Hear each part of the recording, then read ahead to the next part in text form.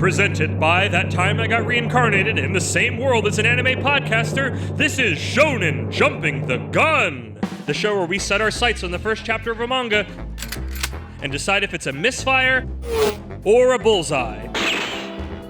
Let's see how many rounds are in this magazine.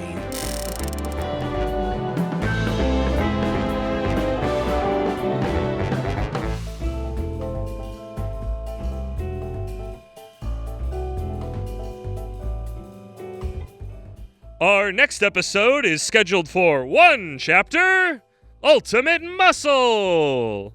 Coming up next, only on the Fox Box.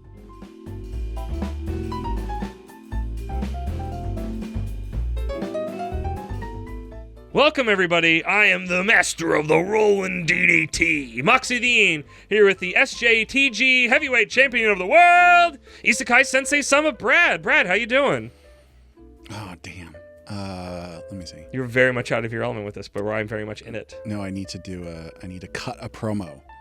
Cut a promotion. What are you gonna do, brother? That racist in fucking hell now, brother. Isekai Sensei-Sama's gonna run a train on you. Word choice, friend. Word choice. A one-person train. Word choice. Phrasing. Choo-choo, motherfucker. There we go. Welcome, everybody. I probably have to bleep that. To a wonderfully stupid new arc for a wonderfully stupid new year. Welcome to the Fox Box arc. And if you don't know what that is, probably you're not old enough. You're not old enough, or maybe you weren't or you're not an American, which also describes some of our fan base. Or both. Or both. So the Fox Box was an old late 90s, early 2000s animation block that played on Fox on Saturday mornings and is notorious for being the home of a lot of the 4Kids dubs. Yeah. I grew up with a lot of these and have a weird soft spot for it. So this whole arc is an interesting gimmick where we are going to read the first chapter of the manga, then go watch the first episode of the 4Kids dubbed American release of it, and then come back and talk more about what we've witnessed and compare the two.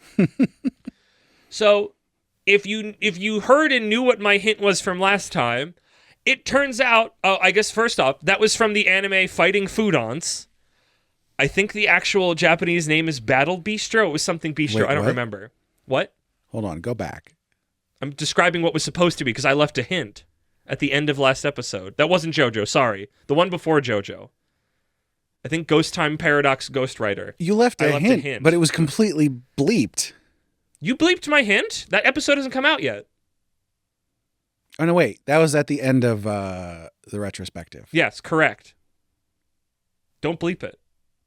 At the end of the retrospective, it's completely bleeped. Yes, don't bleep my thing at the end of Ghostwriter, which hasn't come out yet. I don't remember that at all. But we can talk about. So I made allusions to Fighting Foodons, the intro, and I'm like, oh, I'd love to go watch it because I remember the intro a lot, and we're gonna watch it for a bonus episode, but there's a manga for it. Nobody's ever fan translated it. We can't find it. We can find some scans of the first couple chapters, but they're all in Japanese, which we can't read. And Brad even attempted to put it through the translation machine, and A, I didn't want to do that kind of, and B, the machine exploded. So it was just like, okay, we got to tag into something else. So also, very fitting for the Foxbox arc, the wheels are already coming off. And then they came off more for us covering Ultimate Well, let me get through what... Oh, no, let me get through what we're doing, and then I'll get into what happened then. Okay. So today we are reading Ultimate Muscle. So we're reading a sequel series today. The original is Kinnikuman, literally Muscle Man, by the duo Toshinori Nakai and Takashi Shimada that ran in Weekly Shonen Jump from 1979 to 1987. But then seemingly it restarted in 2011 in Shueisha's web magazine Shoe Play News, which I've never heard about, and I don't know anything about that. So it made it hard to figure out how many chapters or volumes came out. But Kinnikuman is like one of the biggest manga of all time. Like what? I think even just like, I guess literally now last year we got like an anime season of Kinnikuman. Wait, some specific so arc. the original one restarted in 2011. But not Ultimate Muscle. Ultimate Muscle is a sequel series, but it just kept... I don't know. I was really confused because I'd never heard of that. So there's a series that comes out, and then they end it, and then they start the sequel series. Yes. And then that ends, and then they went back to the original? I'm not even done being confusing. So yeah, and also, I don't think anything of this new one, the original one, has ever been officially released in the West. The most we've gotten is Ultimate Muscle, and I think we've got... I think they were in America, I don't know when. They were the Muscle Men toys, which were these little rubber guys. They came in essentially like gotcha machine things. They're very like, collect them all, and they were just kind of weird. I don't think they were painted. They were just little rubber guys. I had a bunch of them back in the day when I was into this when I was younger. So... today, we're specifically covering Ultimate Muscle, or Kinnikuman the Second Generation, done by the same pair, which ran from 1998 to 2004 in Weekly Playboy, which is not affiliated with the American Penthouse you're probably thinking of right now. So as stated, why we're here for this arc is the anime, which originally ran in Japan across 2002, but was then licensed to 4Kids Entertainment and broadcast on the Fox Box around the same time, and was popular enough that 13 more episodes were ordered specifically for the Western audience on Fox Box in 2004. So, okay, confusing. And then on top of that, so our situation was weird because there is a 5-chapter prologue that we found this on the decks of manga, but is specifically in the manga listed as a prologue. So there's 5 of those, but then there's an actual chapter 1. And the actual chapter 1 starts with a more of an intro about the situation of what's going on, but then is putting you in the middle of things that the first 5 prologue chapters already set you up for, and making this even more confusing for my research, and we'll be able to talk about it more when we watched it. The first episode just completely does things out of order. It has things happening that haven't happened yet in both the prologue and like the first 2 chapters proper. So I feel like this is a very fitting intro for the Fox Box, that it's just already turned to like a weird clown shoe thing, which admittedly for Kinnikuman and Ultimate Muscle feels fitting. So the thing where the TV show changes some things around from the source material, be it a book or a comic or whatever. Yes. That hasn't gone away completely, but it seems like they do that less and less anymore. Yeah. And it used to be that they did that just all the time, and no one cared. Or like, they did, the people making the shows did not care. And I'm pretty sure, I'm not 100%, but I made sure to check if I could find it, and I think I did, the Japanese first episode, because 4Kids is notorious for editing things down, like editing things out, cutting things out. Like, entire arcs of the run of One Piece are just gone. I think they like skipped Little Garden or something. So I'm like very hyper aware of like their mix and matching. Let me go find the Japanese one. But the Japanese one did the same thing. So I was just like, okay, sure. More things before I get to the summary is that I wanted to talk about like Kinnikuman's popularity. Kinnikuman originally was a gag manga that then became a manga about pro wrestling, and that's when it really took off. And when I think about that and say that out loud, is that not Dragon Ball? Like, Dragon Ball was ostensibly a funny thing, and then became one, like, sure, there was fights, but it became something about martial arts then, later on in the original Dragon Ball run, and I feel like that's when it really started picking up. Maybe less so. And it's from very much the same era. What do you mean? I know what you mean. I mean, Dragon Ball started off with an idea of Journey to the West. Yes, but it didn't, I don't think... It became more serious. It became more... But it was always... martial arts, specifically, when you start getting... but like, just... It's just interesting of like these two things from around-ish the same time, both with big popularity, but the difference is one of these we got in the West and one of these we didn't really. You know what's, I think maybe the craziest thing here? The fact that this was made as a children's show, because as you mentioned, like the original, well, no, not the original one. The original one, Kinnikuman ran in Shonen Jump. Right. What was the, where did you put What are you that? looking for? The thing about being in, Weekly Playboy. Yeah. There is, and you might not have seen this, because Oh, no, I saw it. Oh, okay. I looked, yeah. This is a raunchy manga, as the original was. Yeah. But also, from what I understood, the prologue chapters did not come out in America. I don't even know if... I'm sure I think there was an Ultimate Muscle manga that was released in the West, because there's cover art for it. But the prologue chapters don't have that. But all of them on Manga Dex are listed as scans from the now unlicensed... Like, the license has lapsed of the Viz's Ultimate Muscle license in the West. Yeah. But I don't think those original 5 prologue chapters ever came out in the West. And I think we're probably going to see this again, but this is the thing where it's like you have executives that go, oh, look, these guys look funny. This is a kid's thing. Put that up there. But it was, because original Kinnikuman ran in Weekly Shonen Jump. Original Weekly Shonen Jump, I think, was a lot more... I don't know if the 4 Kids edit has cut that particular thing out. And it probably did, but I don't know if the original Japanese manga or anime had it or not. I didn't look. We didn't get that far. So let me go through the summary first. Okay. Somewhere of this mess, this is at least something. In days of old, many evil Chojin. That's how you know the original set was them specifically trying to, didn't have the Ultimate Muscle verbiage, so they called them Chojin, which is what they called them originally in Kinnikuman and fan translations. Roughly translates to superhumans. Is that what that is? What? Because I know Chojin X. It's superhumans. I looked it up then, so I'm like, I feel like I've run into this before. So yeah, Superhuman X. Weapon X. Except they're aliens. They're not humans. Some of them are humans, sort of, kind of. It's weird. Yeah. Don't think too hard. There was a lot of interesting ones.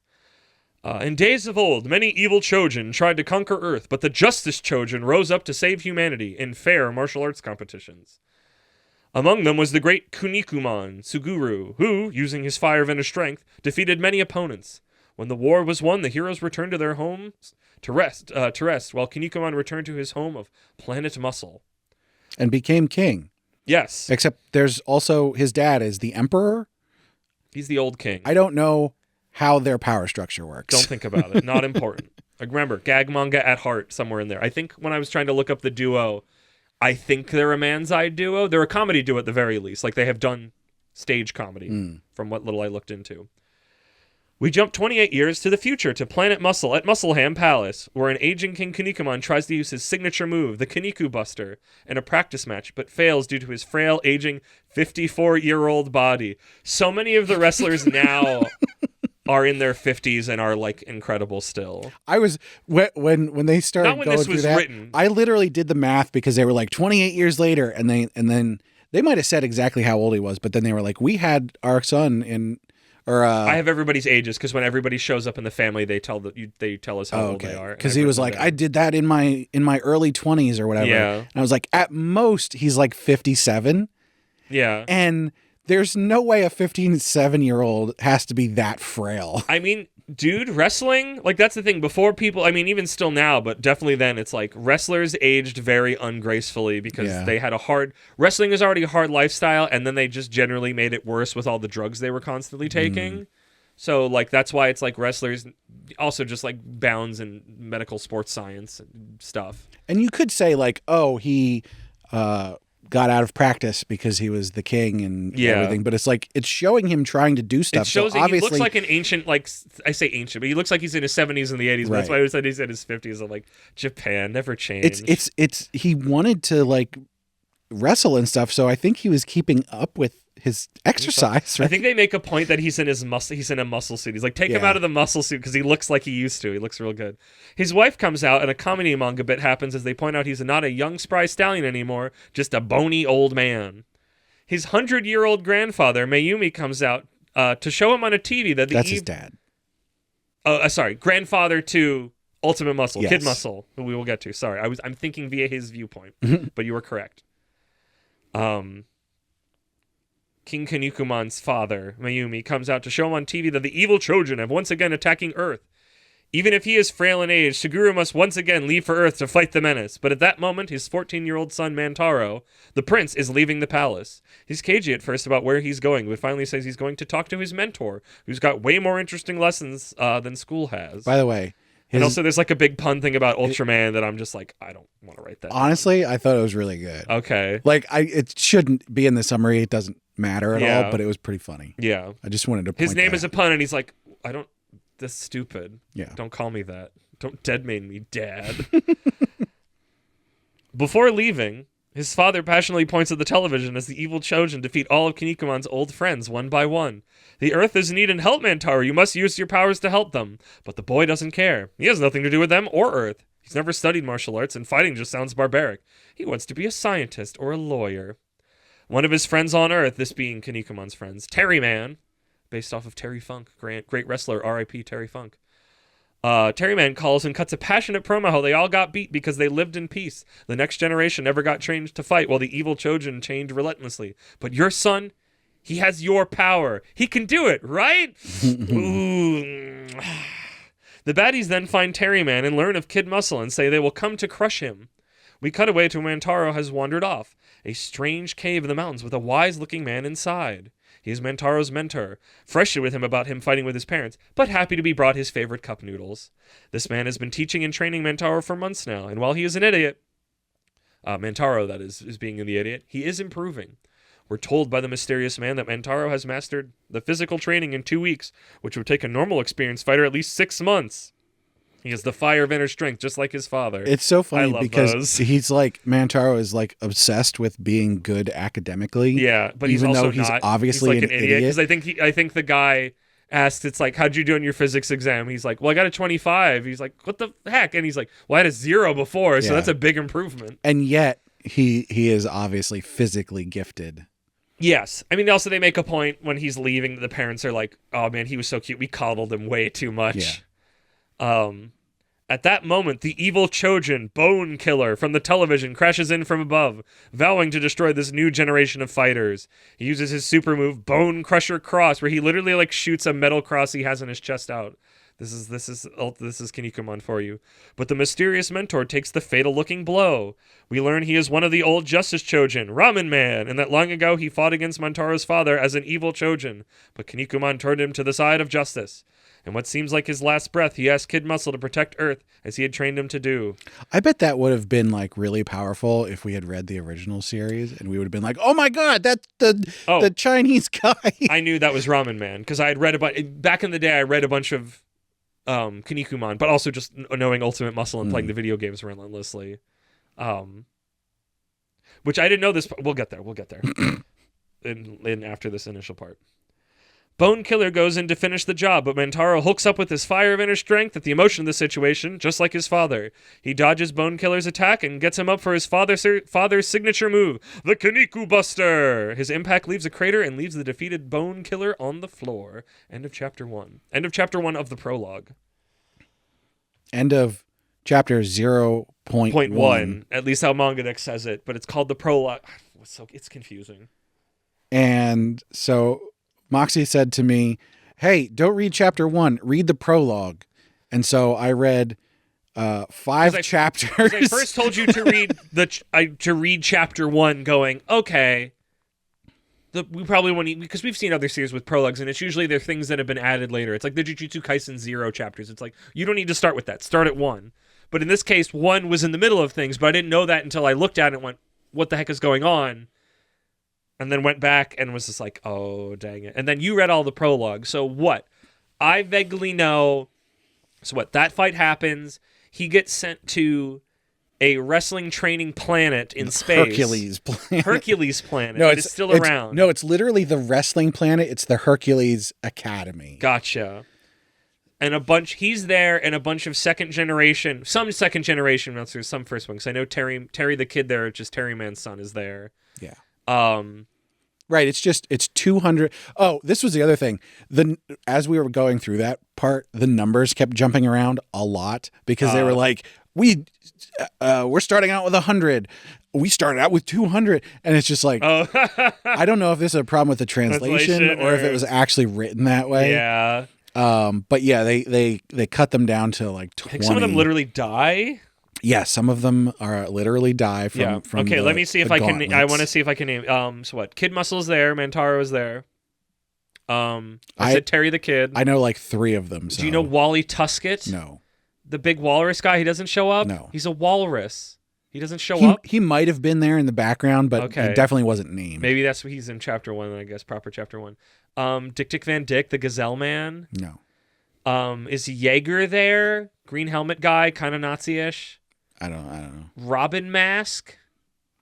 I recognize that from a long time ago. Or Kevin Mask, which I think is a play on Kevin Nash. Actual wrestler, tall man Kevin Nash. I'm sure there's more. I think there's like a couple other juniors that show up. There's like Special Man Jr. and Manitoban, the North American and Canadian guys. Basically the only ones that I could not even name to you, but recognize. Yeah. So one of the original Justice Chojin, the knight guy. Okay, that's he's like Robin Mask, running I think. the school. Correct. Yes. Besides that, at the end of the thing, when there's 20 left, they're like, we're gonna have a tournament now to select and like the hand comes up out of the and ground. They fight on the fingers. Right. There's rings on each of the fingers, but not like a ring that you would wear, like a wrestling ring sits upon the pad of each finger. So, the Terry the Kid, fights Ramen Man. Fights Ramen Man. Okay, cool. God, who was the other one? Because two of them went Buffalo first. Man or something, like the guy with the horns. Oh no. Somebody else fought Ramen Man, and Terry fought the guy with the horns. Yeah. And then Mantaro fought his dad. Mantaro fights his dad. Yes. And chapter 1 leaves you directly after that fight, and that's when I was like, oh, wait a minute. Yeah. That's not right. So me and my weird patchy memory from watching this and other information, you haven't read the prologue. Where are you at, Brad? Also, you don't like wrestling. I love wrestling.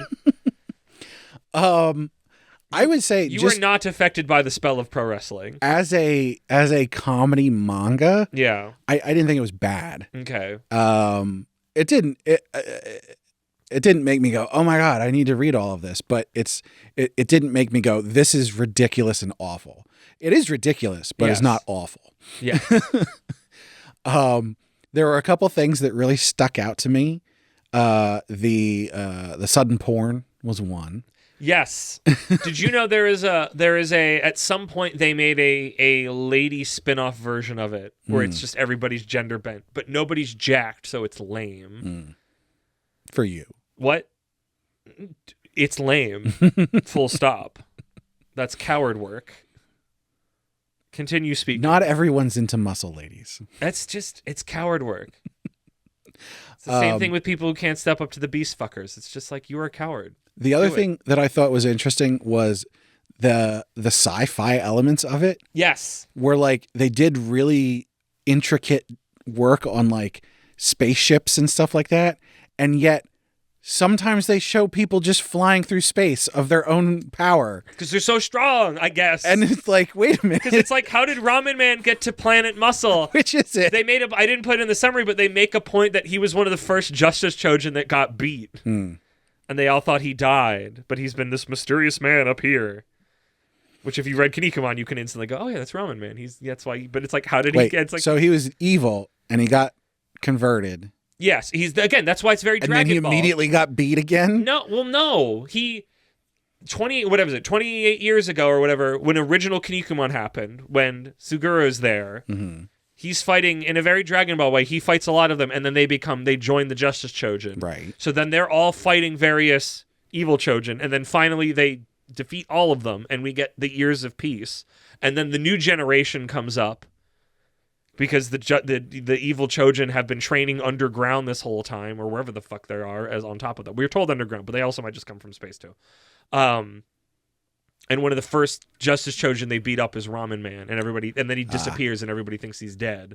So that's why when you see him as Mantaro's mentor, you're just like, oh, hey. But if you've never read any Kinnikuman, you don't know that that's Ramen Man instantly to connect that dot. Wait, so he gets defeated 28 years later, and then we go back and find out that he was the mentor? If now times is when Montaro is now, when Montaro is a teenager, that's when Ramen Man got beat up by the new generation of evil Chojin. He was the first one to get beat up, and he disappeared.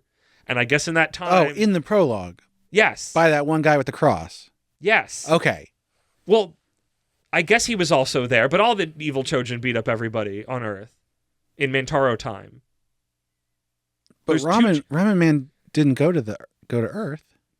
The bad guy came to Muscle Planet and beat him up. 28 years ago, Ramen Man was on Earth. He is from China because racism. There's a lot of... It's wrestling and it's Ultimate Muscle. Everybody's very from the place they're from. Okay. So long ago, he used to be an evil guy, Right. 28 years Yes. ago, and then Kinnikuman beat him, and he Yes. became a Justice Chojin Yes. and fought with Kinnikuman. Yes. Then 28 years pass. Yes. And then the evil Chojin come back to Earth from the depths. They've been training under the crust of the Earth, and they dig up out of the Earth. And the Justice Chojin of old are the only ones there to fight because all the kids haven't been training because we've had years of peace. And they beat everybody's asses, but they beat Ramen's man's ass first on Earth, and he disappears first, and somehow he gets to Muscle Planet, and that's where he's been hiding out as Mantaro's Mento for however long that's been. Was that him?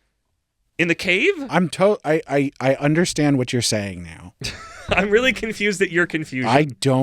I feel smart, because normally you're telling me things and I go, oh yeah, that's super obvious now that you tell me that. I did not pay enough attention to this. Okay, that's fine. You read more manga than I did. I leafed through some of it to get an eye of things, to get a sense, to try to just go, how does this land up to this first episode I know that I've seen multiple times? So yes, well, Brad looks for that to confirm it. Look at it when somebody's like talking about what's happening on Earth now. And by now, I mean the 2000s. Or I guess the late 90s, because that's when this was written. I know the exact thing that you're referencing. Yes. I just don't remember that it was that person. Okay. I'm pretty sure it was Ramen Man. But like, what a good guy to do for the mentor guy, because he's got the beard for it and everything. And I like the whole thing of like Mentor brings him the cup noodles because he's Ramen Man. He loves cup noodles. And it's like, it's really silly, but it's fun. He's fighting Terry Man. He's not fighting Terry Man. He's fighting with Terry Man. No, when the evil guys come back. Okay, here we go. So he's saying, Mantaro, please go to Earth and defeat the evil Chojin. Buffalo Man, Brocken Jr., Wolf Man, Wars Man, Geronimo, Robin Mask. Is this chapter one of the prologue? Yes. Did you read a different prologue? Because I don't remember them naming all the names. And then Terry Man is fighting the evil guys at that time. Yeah. They are transmitting video to Muscle Planet. Plus, I thought it was a TV broadcast, but then Terry Man talks directly to King Muscle, and King Muscle talks back. Yeah. And then, there's a TV and a camera right next to it. Yeah, I know. It's like it's really funny. It's very silly. And then the other guy comes, smashes that, and and Ramen Man is already there on the planet, on Muscle Planet. I swear there's a thing that says it's Terry Man who gets beat up 28 years later. No, but I thought he tells the story that Ramen Man was the first ones that got beat up when he's describing the era of peace they're in when the evil Chojin first show up. That's not in this part. I feel like I'm taking crazy pills. I have such confidence in my body, and not in a way that I'm like, oh, I remember this from the show, because none of this is in the show. I'm glad I wasn't just not paying enough attention. Okay. That literally wasn't a thing that I read. You're not out of the woods yet. This is going to get cut down to the part where I'm right. Is that the actual chapter 1 that happens? No. That I didn't read? No. I don't think so. Because then it wouldn't mean anything anymore. Is that in Kinnikuman that happens? No. Talk about other things. Like, is it like... I guess it's like, I like... Besides just being really wacky and goofy, I like anything that's like, we're doing this specific, like, martial art. And I love that they call this martial art, but like, pro wrestling, like, it both is and is not a martial art. Amateur wrestling is. But pro wrestling is like... for a thing, like, you can't do the Kinniku Buster. There's a guy named Samoa Joe that does the Kinniku Buster, but if you actually jump down with somebody on your shoulders like that, you'd kill them. You'd make them into a wheelchair-bound You'd vegetable. probably also break your own back. Yes. So how they do it is he gets them up on the shoulders just the same way with their neck cradled there, and he falls back, and it's called the Muscle Buster, because that's what Kinniku means. So it's the Muscle Buster.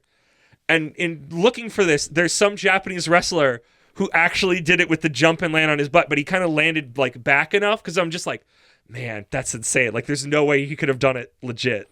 So, and he didn't, but it looked close enough that it was scary AF. Like, there's a lot of moves in Ultimate Muscle you can't do in life because they're impossible, and B, you'd kill someone. You can't shoot a solid iron cross out of your chest but I mean, that's just like 12 feet long. The suplexes and the grappling stuff. I don't like wrestling, but I do respect the athleticism that it takes to do that. And the fact that some of them are actually good actors is impressive. I think that most of the acting is pretty poor, even if the physical feats are impressive, even if they aren't like actual fighting. I mean, sometimes they are. So it's not that I think that wrestling is just like the stupidest, most ridiculous, and no, fake but and it's all what that, I said earlier. It's like the spell doesn't work on you, right? In the same way, there's certain things that the spell doesn't work on either of us. But I'm also a person. I don't like live music, so I'm just not. I'm a different person. You're built different, Brad. than so many other people. I found the mother effing page. Is it in the prologue? Yes, it's in chapter 1. He goes, "Oh, Terryman, are you all right?" And he goes, "There's hardly any justice chosen left, you see." And Kinnikuman goes, "But where's Ramen Man?" And Terry goes, "Ramen Man was one of the first to challenge them, and they crushed him. He was seriously hurt and went to the hospital. But since then, who knows? Okay. I didn't hallucinate it. You're crazy for once." Would a crazy person sound like this? When you say that, I remember that dialogue. You were looking at it. You couldn't find it. But he wasn't. His picture wasn't there. They just described what happened. They said the words Ramen Man. And so I disconnected. Correct, from because that. you didn't know he was Ramen Man because they don't tell you until the end. And I knew because I'd read a bunch of it. Whatever. Okay. It must have been a while because he said he was training Mantaro for weeks. They've been kicking ass for a while, it seems like. I don't know. Time. We've already learned time is weird in this place, and people can just fly through space when they want to. His poor mother. Why is she still married? Because she's a queen. She's pissed off at all of them constantly. Because that's what that was back then, and I guess now. And I'm just like, why are you still there? I don't. Again, she gets to be a queen, and that's just what they did back then. Queen of a barren planet with nothing on it except some castles. Some castles? I don't know. I'm not saying it's a good thing. I'm just saying, back in the day, they didn't get to... King Henry had to come along and bring that. Right. No. I'm trying to think. I like the art. I like their mask design is very iconic. I'm surprised I haven't seen anybody else try to copy that with the little fin on it. I don't even know what that's lips. Supposed to be. I don't know. I always thought it was kind of like Spartan helmet-y, but I never understood exactly. It was just always like an interesting visual. Yeah. And I get that it's supposed to be somewhat reminiscent of wrestling masks, like luchador stuff. Yeah, because he gets laced up. The thing that you learn at the beginning of chapter 1, not in the prologue, that the prologue doesn't tell you, is that when Taro was born, they instantly put the mask on him because that is what this. But then there's another mask do. that his dad has, and then he has to win from him. Okay, that part I don't know. That's so in their match at the end of the prologues. Multiple. They're like, this is the mask that you have to put on or whatever, and he ties it to his leg, and he's like, you got to beat me to win it. Weird. Okay, strange. Yeah, I don't know. I mean, masks are important in wrestling. If a luchador is demasked, it's a very big deal. Right. But also they're both already wearing masks. What's this other mask? It's the special mask. He had to have gotten new masks as he gotten older, right? His head grew. You can't put a mask on a baby unless it's latex or whatever and it just expands. I don't want to think about that. Maybe their heads don't change size. They come out that big. That's why she's so upset all the time. Maybe. Yeah. Fucking destroyed her cooch coming out. I'm so both with the kind of clown shoes approach to all this and knowing that we're gonna go watch that anime episode, I'm trying to figure out, and also I have a lot of bits of future vision. So a lot of this is me asking you questions. Where, I don't know what else I would say where it goes besides we get our wrestler guys and they fight the baddies, and and they're just increasingly strange. Do you want to know what one of the guys I remember is that we're not going to see? He's both a shoe. I know one of them is a shoe. One of them is a dinosaur. One of them is a cell phone. I know one of the ones who showed up later in the anime in that I don't know if he was before, but in the season, specifically in the season that the West ordered of the anime, in the original Kinnikuman, he fights one based off of a Japanese toilet, and then his son is a modern American toilet. It's very wacky and strange. Yeah. That's why I'm continually surprised that, as far as I can tell, Ultimate Muscle and Kinnikuman are by far the biggest pro wrestling manga that just exists by a country mile. And I remain so confused about that because pro wrestling in Japan remains a big thing. I bet you could make a pro wrestling manga that was like taking it seriously and people would be on board for that. But like I would be down for doing it and treating it like actual pro wrestling where it's a work. I'd be down for it kind of like this in Ultimate Muscle where it's presented as a real fight, and in this case in Ultimate Muscle it is. Like you could just do a slightly less goofy version of it. And by slightly less goofy, I mean we're not fighting a man who is literally a cell phone and dials things on his body. Like an actual shonen battler. And because it feels so... Pro wrestling is already a vehicle for storytelling. Just make it in manga. There's so many other martial arts manga. Like, I want to know, because it's like, I mean, besides the fact that you don't really like it that much, so it would be like a sports arc, but even worse for me.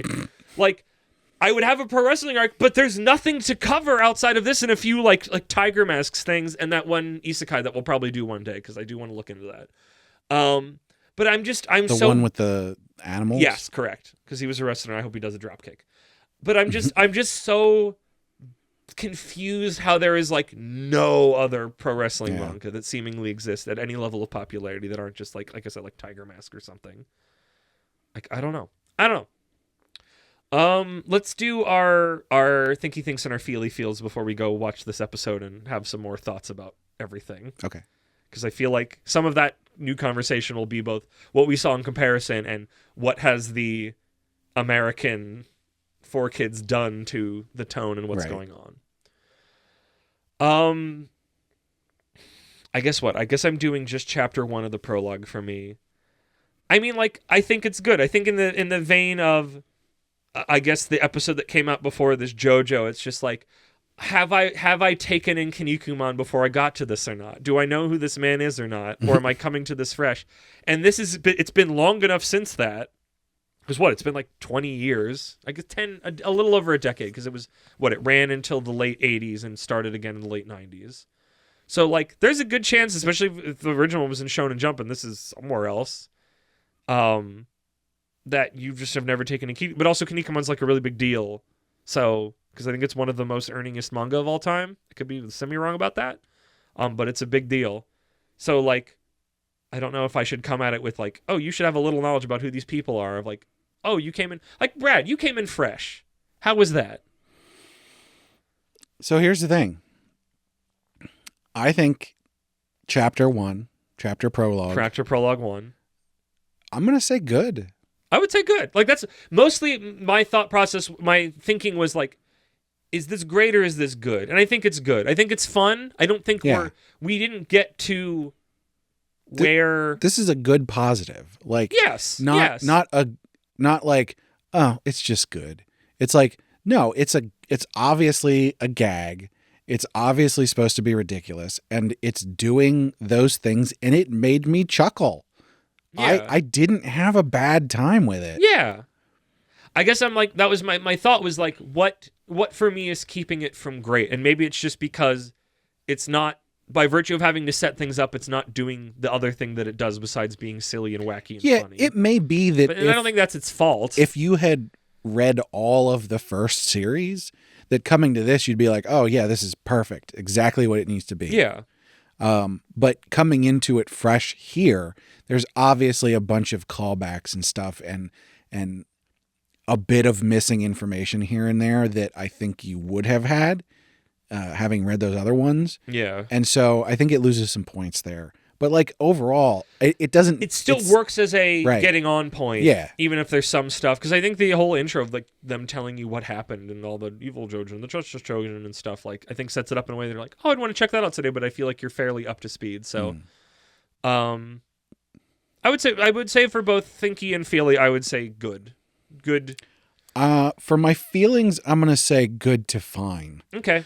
Just because like it's definitely not my thing. No. I don't regret reading it. I didn't have a bad time, but there's no way I would read more of this. Yep, no, totally valid. I don't know if I would. It makes me kind of want to go see if I can find original Kinnikuman and read through that again. to more, now that I know how to find manga online better, because that was also probably close to a decade or so ago when I was still in college, but or maybe a little after that, I don't know. But just like, I'm a sucker for all this wrestling stuff. I love how goofy it is. Like, that's, again, I come back to that. It's like, it's weird that the one major place of pro wrestling is in such a goofy thing, and it's such a goofy manga. Not that wrestling can't be goofy, because wrestling is goofy some of the time, but it's just strange to me. I'm also curious. I'd be curious how many people in wrestling now, because there's so many fucking weebs in pro wrestling now. I say this lovingly. How many of them are inspired, or if that was like a specific era. Because I already talked about Samoa Joe, who's like been around for ages. Literally was just the champ in AEW recently, until very recently. He still does his muscle buster, and I got to learn from wonderful friend of the show, B, asking for as a fellow wrestlehead for more like pointers and stuff. And I think they told me that it was like Kinnikuman, when tagging with Terry Man back in the day, were called the Machine Guns, and there was a tag team inspired by that in America called the Motor City Machine Guns. And I'm like, oh my gosh, I never pieced that together. So it's like funny. It's neat to see people inspired by it. But then when it's like, I wonder if anybody's taken any offense, it's like, you can't do any of this offense. It's both physically impossible, and also you'll kill people.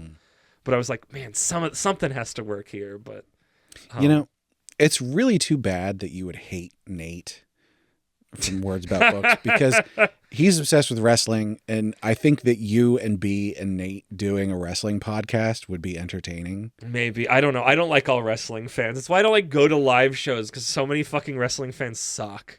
I think he's probably on your end of the spectrum of wrestling fans, where it's like, because he covered like both Hulk Hogan books and just like shat on him the entire time.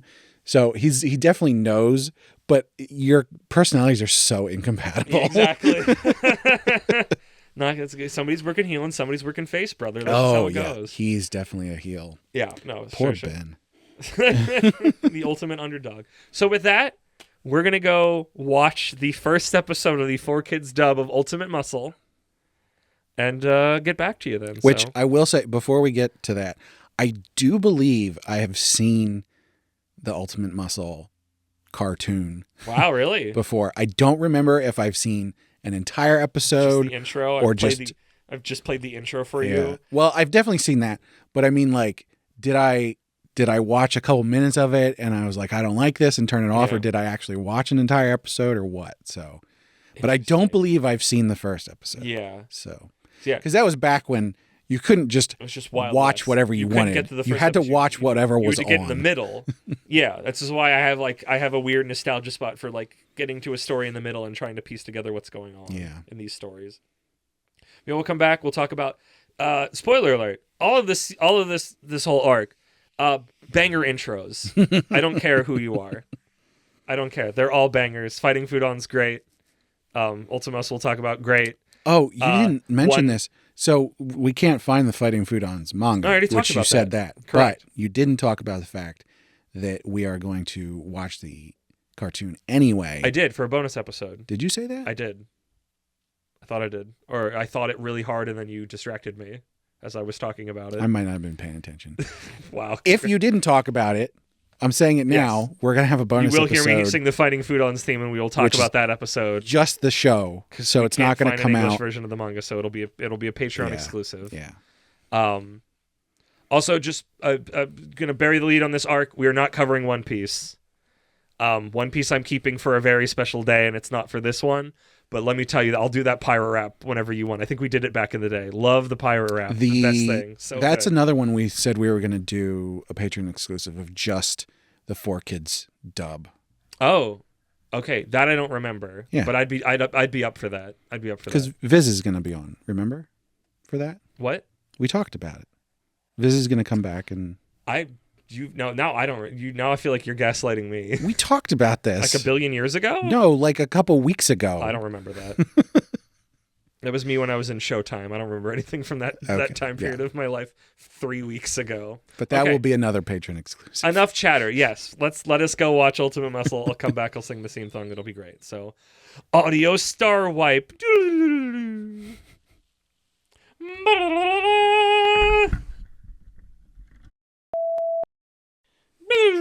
audio start right back in.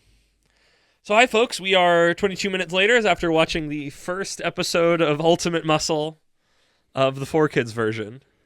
Oh, boy. And wow, they just, not that I mean, I'm sure the 4Kids thing changed stuff, but just like if the story, the chapters that we read was like a stained glass window and you broke it and you tried to put it together, but you lost some pieces and you got some other pieces and you put it together all mixed up. So like stuff conceptually, at a very base level, conceptually the same things happen, but also not at all. There's many of the same characters. In fact, I would say pretty much all the same characters. Except one in particular. One notable missing character. Yes. Who is mentioned, but is not present. And is a point that it is weird that he is missing. So, okay, so I'll try to vaguely summarize it, because it was just like, it was weird how much it was different. So, the bad guys, the evil Chojin, have already beat up all of the dudes, and all the old guys are on Planet Muscle in the castle at a table going, what do? We need King Muscle, but he's nowhere to be found. And then Ramen Man's just like, yo, dog, I know who we gotta go and get, his son. But the fact that they're all there, there's no, like, Mantaro is going, also he's just not Empire, he's King Muscle, because duh. I mean, the 4Kids dub, duh. But, like, there's no specific point of, we had so many years of peace. Like, there's not that reoccurring theme, at least here. Right, they're literally just like, he's a coward. Yeah, he's run away. But no, the idea that they lost... Kid Muscle is a coward. Oh, yes, but they lost because they've had peace, so they've gotten weak while the evil Chojin have gotten strong. They didn't really say that, though. That's what I'm saying. They literally just, like, we're old. Yeah. But, like, that's why it felt like such a drumming theme of that first chapter of the prologue in a while, of just like, we have to train the new generation because we didn't, because we had peace. Yeah. But that just like wasn't here. There's no Ramen Man in the cave. We'll get to him in a second more specifically when we get to the episode, but like Bone Killer does not come to Planet Muscle. There's no moment where Terry Man cuts an impassioned promo through the television / the phone. In fact, he doesn't have any lines at all. No, he doesn't talk at all, which is a bummer. He shows up for about 3 seconds on screen. Yes, he is on one of the. I have to make a point of the 4Kids dub because Brad was very delighted by. I was delighted. How did you feel about Robin Mask's voice? That was a very particular celebrity impression. I mean, it's Sean Connery. It's Sean just Connery. Straight up Sean Connery. Robin Mask is a British wrestler, so he sounds like Sean Connery. And you didn't get to hear Brocken talk, who's from Germany, who just talks like Arnold Schwarzenegger, of course. Ramen Man wasn't too racist. He wasn't that racist at all. He's not German. What? I mean, yes, but Ramen Man. Ramen Man could have been worse. Ramen Man was. Yeah. Ramen Man got his point across. It's definitely a white guy doing a Chinese accent, but he's not too bad. But it wasn't over the top. In the grand scheme of things, it was fine. Yeah, I've heard significantly worse. Oh, it's so much worse. And things after this. So then we cut away and we meet Kid Muscle in his room. He's still an idiot. Dad's missing. Mom has made him dinner, but he can only eat his favorite, which he sings a song about. We don't actually see her face. We see a picture of her from behind. You're right. So it's just interesting that they're being mysterious about it.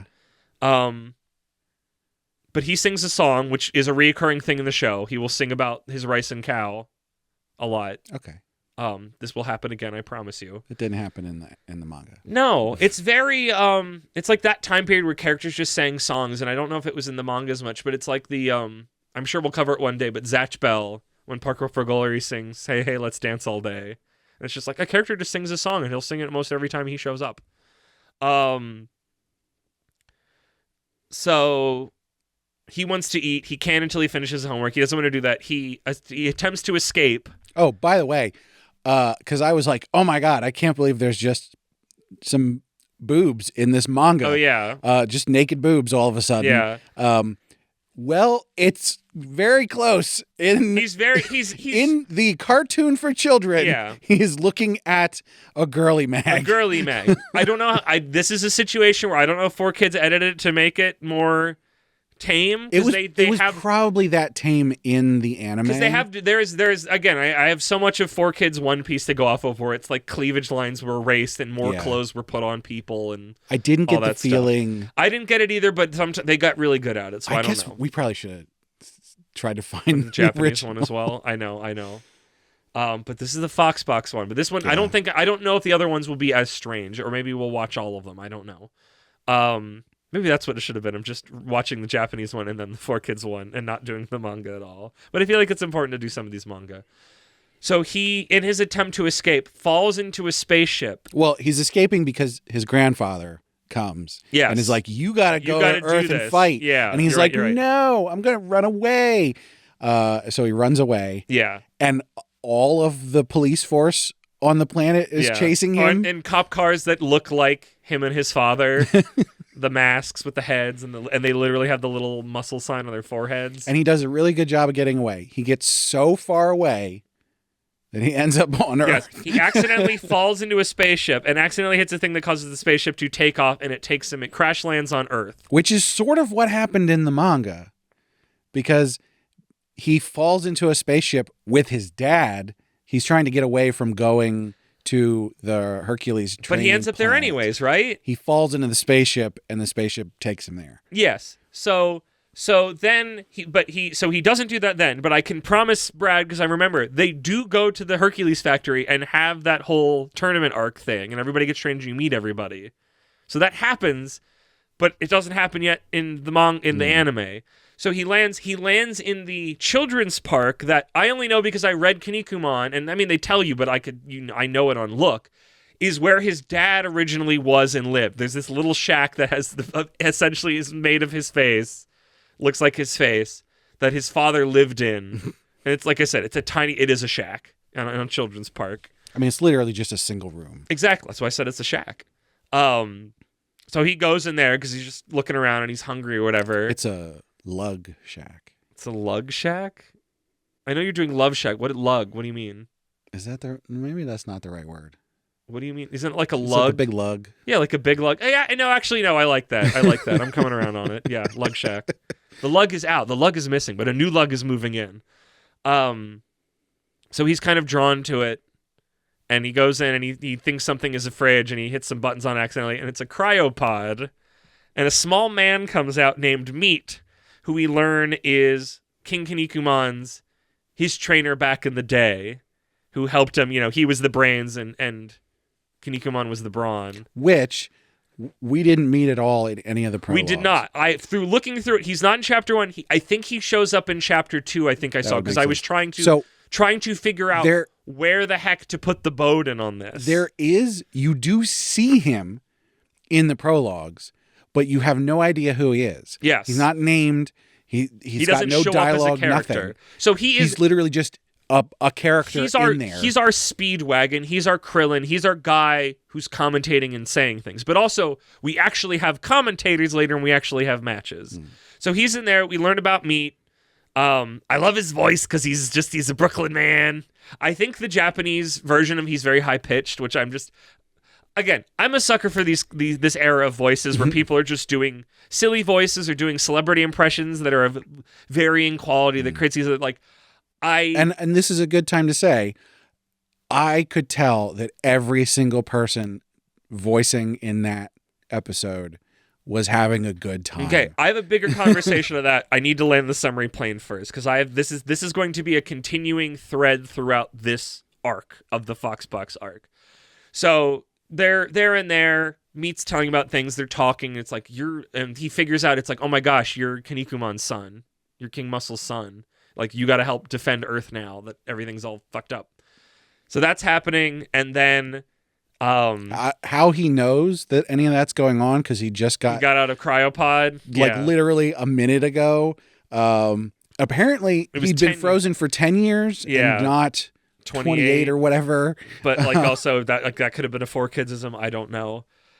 So then they go outside, and the baddie that showed up in the manga shows up climbing seemingly out of the wreckage, or he was waiting on the wreckage. It seemed like he showed up because there was a spacecraft that crashed, and he was inside it looking for who the person was. Kid Muscle is like, no, I'm going home. And he runs back inside and gets knocked out of it. And the guy comes busting out. So in the manga, he is Bone Killer. And here, he is Adversarius because he has a big plus mark on his chest. Honestly, really good. Which is really fucking good. And that his what was his attack? It was an ad-tack. An ad-tack. An ad-tack attack. That's how they'd say it. Because it's a big plus sign. Because he shoots a big metal plus sign at him. So before he's like, Kid doesn't want to fight because he's trying to be, he's like, I don't want to fight. He's very silly. Kid Muscle's a very silly guy. And in his attempts to run away, he still has his little bindle of the rice and cow meal that he got back on his home planet that he wanted to eat. He ran away with it. Because he was going to eat it. He's been holding it this entire time. And in the attack, it gets smashed, and Kid Muscle's just like, man, my mom made like my favorite meal that my mom made for me. And this is what causes him to start hulking up of like, you destroyed this thing my mom lovingly made for me. So this one they call it, the 4Kids dub calls it the power of ultimate muscle. So this is not the fire of fighting spirit or whatever it is. He gets really angry and he decides that because this thing got smashed. Yeah. He's now going to he's fighting. Yes, because of for the respect of his mother and also the food. But his mother, but also mostly the food. Food on fighting the food ground. On the ground. Thank you. Yes, sorry, you did that joke earlier and I loved it. I was like putting it in the show as they talk over it. That's a pun that would have been in that show. I'm kind of surprised they didn't do it. Maybe Ultimate Muscle came earlier. So he hulks up. He Ultimate Muscles up. He gets super extra double jacked. And much like the manga, he does the Kinniku Buster, which 4Kids dub calls the Butt Buster, which I don't like. I mean, it's thematically appropriate because of all the flatulence. He does, yes. He farts, which does not happen. There's no farting. Was there any farting in the rest of the prologue? Yeah, that's how he beats his dad. Oh, he farts on him? No, because the whole point is that, like, yes, King Muscle is, like, really, really strong and powerful, but the reason he's able to beat everybody is because he's not afraid to make a fool of himself. Yeah. Man. I love just like the continuum of like, if ever there was like a man, and not like a man, like manly man, but just like men, Kid Muscle and King Muscle are just like, these are some fucking dude men. These are some gender men. These are guys classifying the archetypes, whatever. So yes, he does the Kinniku Buster on Bone Killer, and as soon as they land, he goes, I give up. But it was animated specifically because that feels like such a 4Kids. I'm like, oh, you didn't kill him. But it clearly was animated like that he just gives up. Not that he's like, oh, I'm down. He just goes, I give up. There wasn't even like you would expect. He didn't even let go of the whole of the Muscle Buster. He lands the Muscle Buster. There's this big crater. And while he's still being cradled in this hold while they're smacked on the ground, he just goes, I give up. And it was just like, could he at least go, whoa? There wasn't even the sound effect that you would expect of like bone cracking. Bone crunching or any sort of muscle. It's literally just bam. The sound of the ground getting crushed. Exploded, yeah. And then they're like, yep, we're done. That's it, I give up. And then... See, now I'm even more interested to see the original. Yeah. Maybe we'll watch that after this and we're done recording this and do a third part. I don't want to, but... So a third part. You guys will never hear that. No. That's just for us. That's for us. And probably the Discord. Maybe we'll watch it when this episode comes out. Because that'll mean, because otherwise then we'll be able to talk about it on the Discord more. So the main topic that I feel like this brings up that I've talked about before, that I think is going to be the running conversation throughout all these Foxbox episodes is clearly more was put into this. Not just that it's different, but in the way that the dialogue is written, the voices being used, like, they don't make them like this no more. And honestly, like, and clearly, like, where a lot of the jokes, they're like, there is so much, just everybody is constantly doing wordplay. There's alliterations, there's puns, there's just, like, funny little sentences. Like, it's such a thing. Like, it is so clear this is something I was raised on. Like, between this and Bobobo and some other things, it's like, it's so obvious that I have a soft spot for this kind of just constant rat-tat-tat bits and pieces. And especially like this whole like adversarious thing. Like he was called, I mean, if I can trust the localization in the fan localization for the prologue, he's named Bone Killer.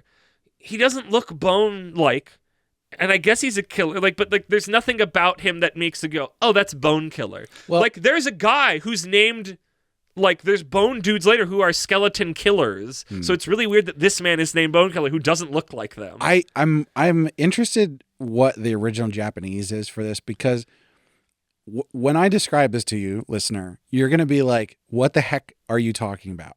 So I'm going to need you to go and look this up. Okay. Look up a Russian Orthodox priest. Okay.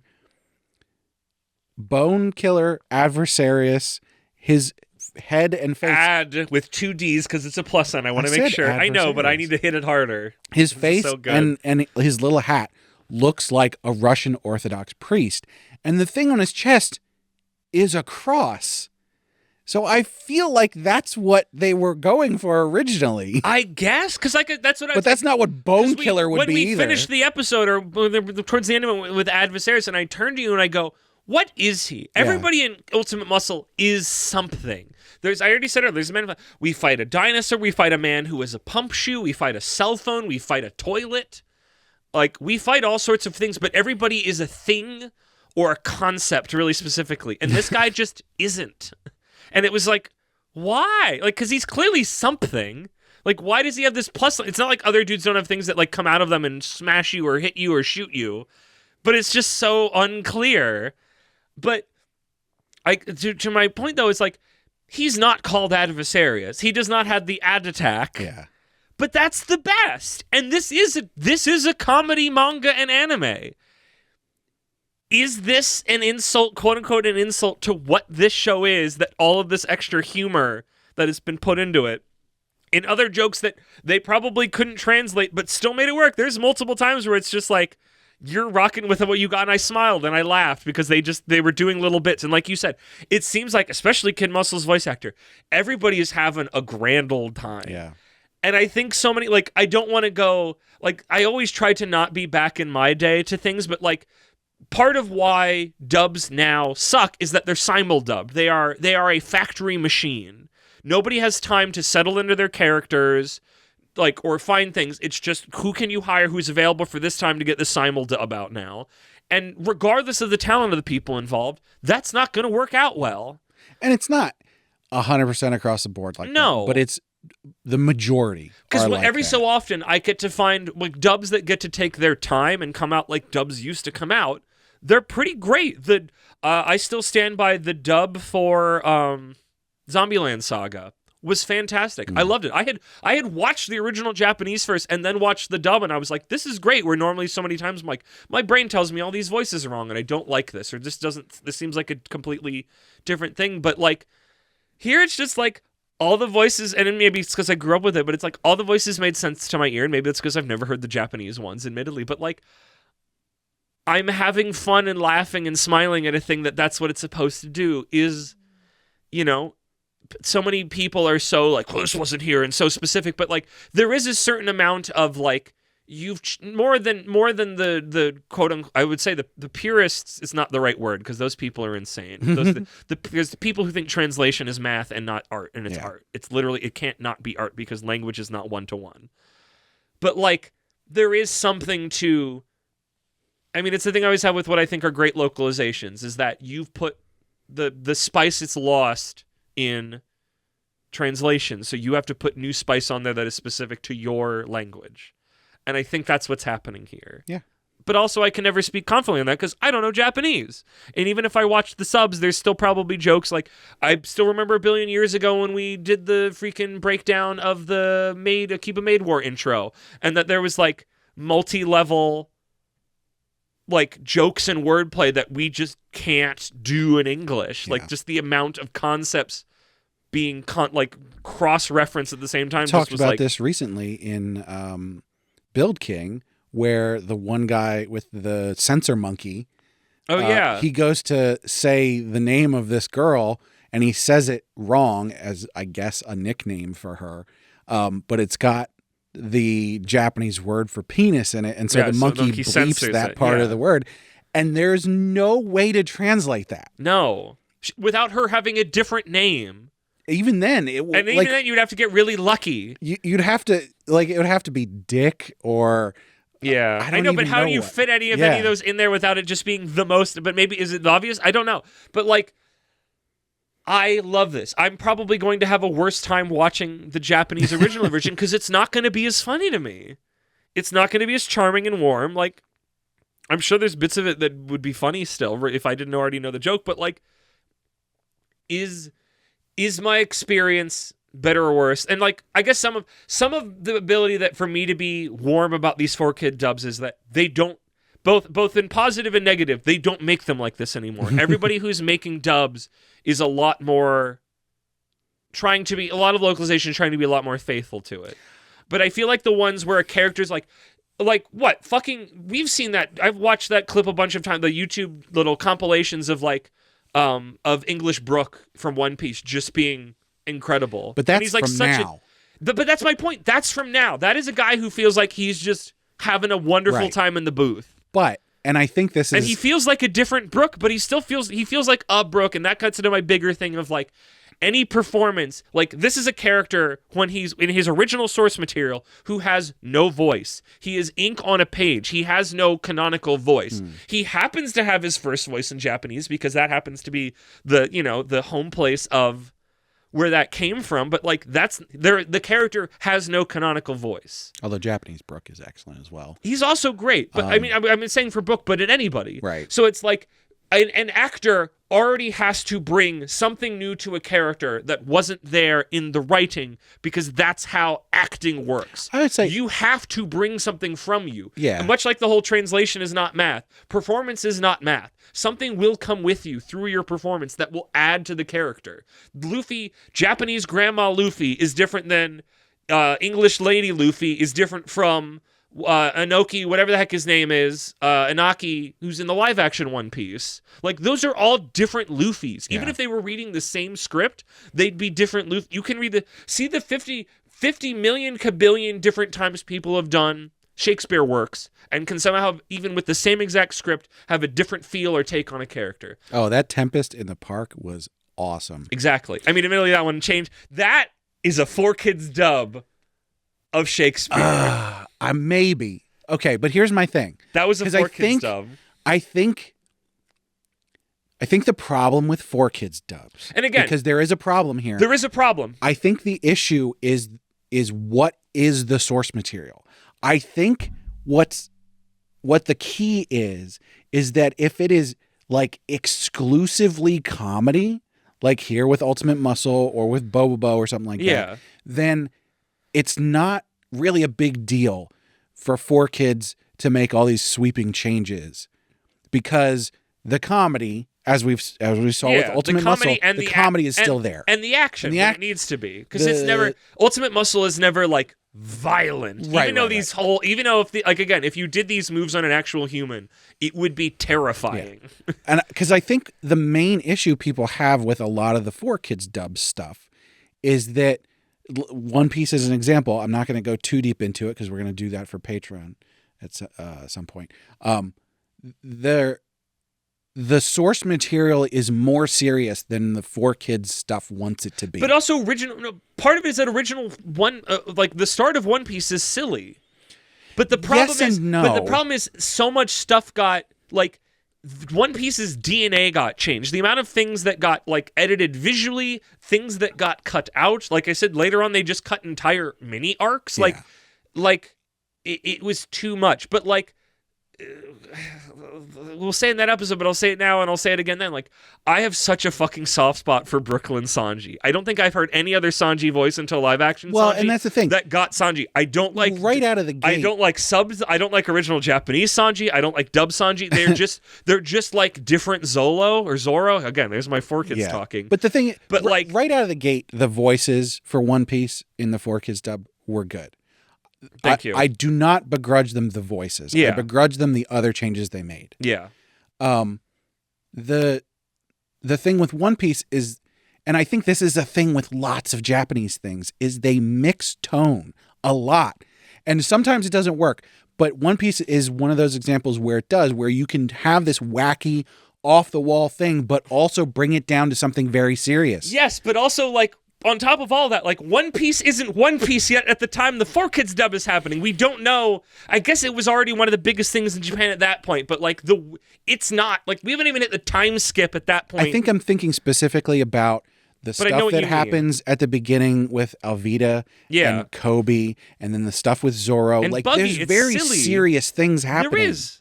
I'd be curious to see how it handles those looking back. But like I said, like a lot of like, but also like One Piece is more violent. There is blood in it. People get cut, and so much of that got, blood is turned into sweat. Very Mortal Kombat. Like there is fucking lollipop for lollipop. I love the lollipop. I gotta be real. But again, these are soft. Like this is, I'm riddled with nostalgia. Right. And that's the trouble you're gonna have is differentiating between do I like this because I saw it when I was a kid, or do I like it because it was actually good. So the rest of what we're covering, outside of one in particular, aren't things that I took in that much more elsewhere. Like this and One Piece, like Ultimate Muscle is probably, outside of One Piece, is the one that I have like the biggest soft spot for. And as we go, and we have other ones I'm familiar with, but not as like deeply. Yeah. And I think from my perspective, like I definitely watched stuff on the Fox box, but I don't really remember any of it. It was really just cartoons at that point to me. I didn't really get to like, oh, this is anime stuff until Toonami. Yeah. I think... Which is obviously way more adult. I think in the episode for the last one of this arc, that we do what we are kind of saying now is we read the chapter, we record, we watch the English. Do we want to do English dub first or the Japanese original first? I mean, if we're doing the manga first, then we should do the dub second. After. And then the... Oh, no, I would say, no, okay, I'm now thinking about it. I would do the manga, then I would do the Japanese original subbed, and then I would do the English, like, because we get further and further. I was thinking mix them. Okay, yeah. So we'll see how we're feeling when we get there. We experience it first as the original. Yes. And then we experience whatever it turned into. Yeah. And then we go, okay, did whatever it turned into actually change a lot from what? See, that's what I want to know, because especially with Ultimate Muscle, is that the first episode in English or Japanese is vastly different than the first chapter of the manga. So that's why I want to go, here's my test control. Here's my test control with the anime, and then here's what did 4Kids do to it. I think that is more quote-unquote scientific. We're only going to do it once. I'm not doing with the other ones. I don't have as much of a soft spot. I was just thinking it would be a better control to see what it changed into unbiased, and then examine what they did to it. I feel like you can only know what they did to it until you have the base form. I feel like that's your test group. No, that's why that comes last. Why? That's what I'm saying. No, you do your test group first so you know what it is, and then you can see what happened to it, not the other way around. I feel like it's tainted. It's spotting the difference instead of unspotting them. Oh, what? I know what you mean. Okay. But I feel like it's... We'll check in then. We'll flip a coin. Because you're right. You're right with the whole like bias thing of like, oh, now I think it's supposed to be this. Right. But also I've seen it back... Whatever. We'll talk about that when we get there. What are your thinky thinks and feely feels in the first episode of Ultimate Muscle and the 4Kids dub? Wow. Okay. Honestly, this is... Oh my God. I can't believe I'm going to do this. I think this first episode is great. Yeah. I don't know. That's my feelings as well. I've lived my life hating what America has done to Japanese media, but at the same time, I think this is the poster child for like doing it right. I need to show you the Duel Masters anime, which is a card game anime where the anime doesn't give a fuck and is really funny because of that. That used to play on like Afternoon Toonami back in the day, and it got me into Duel Masters, which I loved. I don't know if I have any of those cards floating around anymore. And that's probably not. But like, if I had what seen a hoot. the original Japanese anime if I not had, as bad as Ghost Stories, not giving a fuck as Ghost Story. That's too. Ghost Stories is honestly too far from me, but I also think a lot of Ghost Stories' crass humor is not to my taste. Right. But I like this sort of like goofiness and adding extra stuff. If I had seen the original Japanese anime, if I had read a bunch of the manga, like maybe I'd feel differently. Yeah. But like on its own, as a thing that exists, like I had a good time with that. Yeah. And I don't care about any of the stuff that's going on. Yeah. But just as a funny thing to watch. As clever. Yeah. Like I said, puns and wordplay. Like they don't do that. Nobody does that anywhere anymore. And as much as I was like, I had a good time with the prologue that I read. Yeah. Not something I would keep reading, but like as something I had a good time with.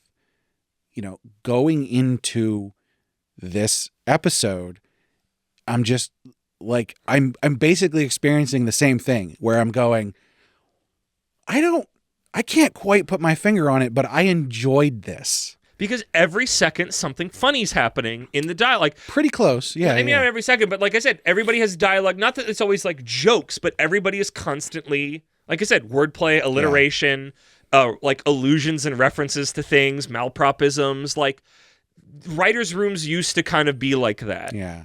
And that's not like, again, that's not like a thing anymore. For better or worse, in the same vein of like the weird thing of like they made the Naked Gun movies and everybody said they don't make movies like that. And then they made another Naked Gun movie. And I have admittedly not seen it, but people seem to like that one. Exactly. Because it's just like people love those movies. Right. Where it's just like, not all the jokes are going to land, but we're going to give so many weird, strange jokes at you. And one of them is just going to completely destroy your insides in a good way. So this is definitely like this is, I think right as we started, because the I don't know if this is true of the Japanese version, is the framing of this is that they are announcers telling you about this is the new wrestling episode. Yeah. And I turn to you and go, God, I wish I could travel back in time and read what he's reading. Because like, again, all the wordplay and alliteration is like right up my alley. And I love it. And I'm like, damn, I wish I would love to be able to do something that's like that. I would say, like, this is not the kind of thing where I'm like, oh, I'm so interested in this story. I can't wait to watch the next episode kind of thing. Like, I don't care about it to that degree. But this is the X Factor. This is why art can just be fun. The next time I'm over here and you go, can we watch the second episode of Ultimate Muscle? I'll be like, yeah, let's do it. I mean, we might learn something else we're watching from this arc, but I was just going to watch it. But if you want to watch it at some point, I'm up for that. I think this is definitely the kind of thing where you should watch it with a friend. Yes. At least one, possibly more. And it's just a good time. And you get to banter and it's funny. And yeah. It's just a fun watch that is so unlike anything we watch. And because it's dubbed, I don't have to be like, I have to focus and read these subtitles. Right. Like, and that's just dubs like mechanically. But like, it's giving me a bit of the feeling of when we were going through Roboco. A little bit, yeah.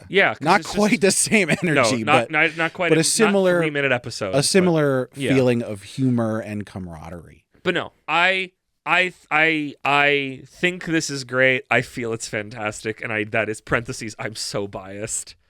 But also, like, this is a part of me. This is a part of how I grew up. And not that I literally remember this episode, but just this flavor. Yeah. They don't make this candy anymore. And I can only buy it out of really ancient eBay records. This is not auctions. Made me interested in wrestling at all. But I totally understand why, especially as a kid, that you latched on to. Because I already liked wrestling. My dad had already gotten me wrestling at this point. And then they're like, all these cartoons I'm watching, there's a wrestling one. Mm-hmm. And it was never enough wrestling that I could be like, Dad, look at this. Because I was deeply embarrassed about all of that stuff when I was a child. Did not want any of them to see it.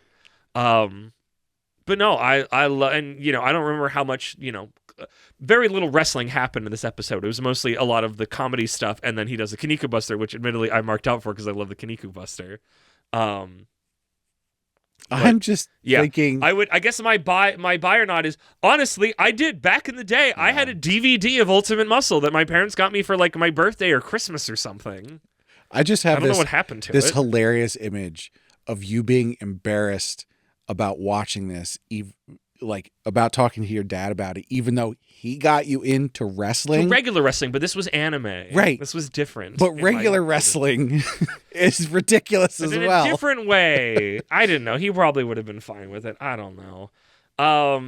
Well, I think it would have been funnier if he was like, "This is so dumb." Yeah. Because it's like, no, your thing is dumb too. No, this is just an extension of that. Done that. No, but yeah. There's nothing wrong with liking dumb things. What I buy, I technically already did it as a child. I don't know where that DVD is anymore, but seemingly all of the 4Kids Dove Ultimate Muscles on Internet Archive, and also maybe the Japanese version as well somewhere. I don't exactly. I remember where I found that one. I mean, we have to find it now. We have to. I'll find it again. I know I found it. But I guess Brad, your would buy is that you would watch more. You already stated that you would watch a second episode. Yeah, of course. Yeah, I know. This is not. It is an important caveat. Yeah, but it's it's meaningful for me to share that this with you and do what we did and laugh and pause and go, oh man, and like yeah. So yeah, in the future, I would. On the spectrum of would I continue with this, where the very top end of that spectrum is I need to buy all of the volumes of this. It's so great. I love it. Yeah. Is no. This is near the bottom. Yes. But it's still on the scale. But on enough that you were smiling. It's not just like, I do it, but you were just like, it was just so specific. Like, if you said you'd watch another, I would do it in a heartbeat. Like, that means a lot to me, at least from how you're saying it. I know it's different than the other ones, and I agree with that. But yeah. Here we are at the end of the first episode of the Foxbox arc. I think this was pretty long. This one's pretty long. I don't think the others will be as long because I don't think I have as much specific nostalgia for all of them. But yeah. And we don't have to have the there should hopefully 4Kids Dubs argument again until we do the One Piece. Correct. There should hopefully also be I'm hoping the rest of them are less confusing because this one was just like between the prologue and the fact that the first episode is nothing like both the prologue and the first chapter, except bits and pieces, it would be better. So yeah. But yeah, if you've never seen Ultimate Muscle, at least go and watch the 4Kids intro. All these 4Kids intros are bangers. I've been singing it all week. Yeah. Big bad boys from outer space. Like there's like a not a home improvement, a Full House like saxophone that comes in later. It's the best. It's Ultimate Muscle. All up on Muscle Planet. Find the mask they hid. The face of our new champion. King there had a kid. Like, come on, like getting excited just thinking about it. So yeah, that's the end. Brad, put this episode in a spin toe hold. If Terry Mann could speak, he'd talk about that. He either does a spinning toe hold or he does a Texas clover leaf. If Terry Mann could speak? He doesn't. You said he didn't get to talk. He showed up. Oh, he got to cut a promo in the first chapter. I was going to say, what are you talking about? He talks a bunch. Yeah, not in the anime. You made a point of saying that. He's not allowed to talk. He's a Texan. He's named after Terry Funk, but if you look at him, he really seems like he's a playoff of the American Dream, Dusty Rhodes. So he's got the hair and a little bit of paunch. I know those names. American Dream, baby, daddy. We want to hear from you, so find our social media links on our website, animepodcasterreincarnation.com. The best place to chat with us is our Discord, so come join us there for a lot of fun. You can also find a link up there to our Patreon, where our supporters get perks like getting to vote on what series we cover on this and other series that we do. As well as getting the high-quality stereo version of the podcast early, and, as mentioned, which will be important, bonus episodes. So make sure you check that out. Hey, everybody. About to do the Patreon shout-outs here in just a second, but I just wanted to interject real quick as I'm editing this. I am going to leave this Patreon shout-out as recorded, but we recorded this a little while ago. And if you've been listening lately, you know that we've had some changes in our Patreon membership. So before the actual shout out starts, I just want to shout out our Royal Tier, Slimy Okra, and Imaginary Numeral. You'll find out in just a second why I needed to leave this as it was, but just know that we've had those updates. So apologies, but I'm not going to re-record what is about to occur. So thank you. I'll tell you what I'm gonna do. Isekai Sensei-Sama needs to thank our patrons. First, we've got our noble tier. At our noble tier, we've got our Marquis Sir Cake Dwarf. I just want to do like metal shouting. I mean, I'm trying to go for like a Randy Savage, Macho Man. Hulk Hogan kind of mixture. So if you've got Cake someone Dwarf. else, you can Cream of the crop. you can do. Top of the pops of the patrons. Can you do a Rock? The Rock? Not as much. I don't have him as auditorily. The Rock said a lot of hurtful things back in the 90s, let me tell you. Can you smell what the Rock is cooking? Eyebrow, but auditorially. Also at our noble tier, we've got our Count Imaginary Numeral. I'm trying to figure out other... Like, that's the problem, is like anytime I'm on the spot, my brain goes to wrestling, I just go to doing voices like that or doing the Macho Man thing, even though so much of wrestling is not that. Yeah. It's just the strangeness of wrestling. And last but not least, at our commoner tier, we've got Rena, Last Man on Earth, and Laura Carroll. You're gonna tell me about the monster truck rally coming this Sunday. Sunday! Row, row! So thank you to all our patrons. Thank you, Brad! Thank you, patron. I'm just doing strong bad. Also a wrestler. Also, technically, he's a masked wrestler. Thank you, patrons. Thank you, Brad. Thank you, everybody, for listening. Make sure you listen to all the podcasts on our feed, and hey, watch along to these Sword Kid subs with this. And Brad, I think we finally gotten this episode down for a 3 count.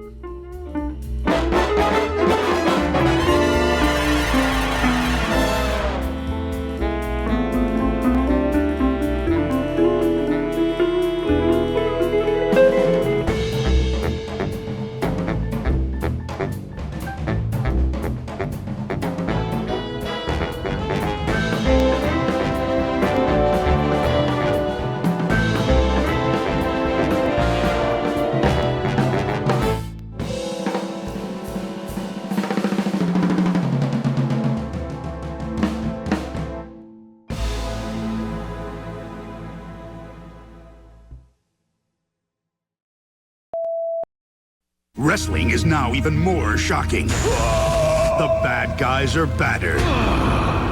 Much more dangerous. It's time for a little payback. And no one can help you. I want my mommy! Not even mommy. What the?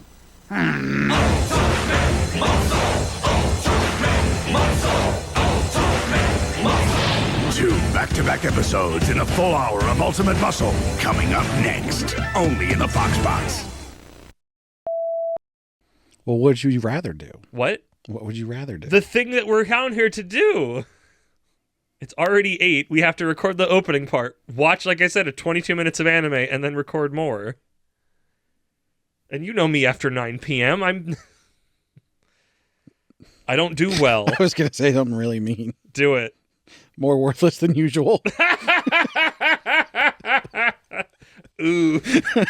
That's not true. It's just the first thing that popped No, in my head. that's... Brad, you're my good friend, so I'll take that as lovingly. Ultimate Muscle. I mean, I will, when we come back down, I will record me singing to the theme song. You're buzzing. That's fine. Okay, good, as long It's as not you... going to hurt anything. Okay. That was just on this. That's That's what I sound like. Ah. that's my heartbeat. I'm very... Are you a synth, Brad? This is what I sound like. You don't even know what that is. Isn't that I Can Make Your Hands Clap? No. No? K-pop Demon Hunters. Oh, okay. Like a butterbee. Isn't it 10? No, it's a 3-pound or pin. What's the 10 count then? If both of them are knocked out. Or just one of them is knocked out, it can be a 10. But usually that's like a specific match type. But usually the goal is to pin somebody for 1, 2, 3. Okay. Ultimate muscle ultimate. I just